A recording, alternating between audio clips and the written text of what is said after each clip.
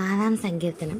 യഹോവേ, നിന്റെ കോപത്തിൽ എന്നെ ശിക്ഷിക്കരുത്, നിന്റെ ക്രോധത്തിൽ എന്നെ ദണ്ഡിപ്പിക്കരുത്. യഹോവേ, ഞാൻ തളർന്നിരിക്കുന്നു, എന്നോട് കരുണയുണ്ടാകണമേ.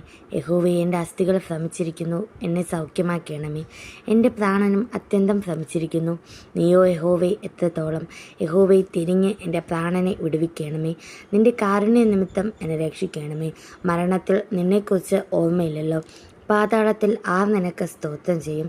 എൻ്റെ ഞരക്കം കൊണ്ട് ഞാൻ തകർന്നിരിക്കുന്നു. രാത്രി മുഴുവനും എൻ്റെ കിടക്കയെ ഒടുക്കുന്നു. കണ്ണുനീർ കൊണ്ട് ഞാൻ എൻ്റെ കട്ടിലിനെ നനയ്ക്കുന്നു. ദുഃഖം കൊണ്ട് എൻ്റെ കണ്ണ് കുഴിഞ്ഞിരിക്കുന്നു. എൻ്റെ സകല വൈരികളും ഹേതുവായി ക്ഷീണിച്ചുമിരിക്കുന്നു. നീതികേട് പ്രവർത്തിക്കുന്ന ഏവരുമേ എന്നെ വിട്ട് പോകുവിൻ. യഹോവ എൻ്റെ കരച്ചിലിൻ്റെ ശബ്ദം കേട്ടിരിക്കുന്നു. യഹോവ എൻ്റെ അപേക്ഷ കേട്ടിരിക്കുന്നു. യഹോവ എൻ്റെ പ്രാർത്ഥന കൈക്കൊള്ളും.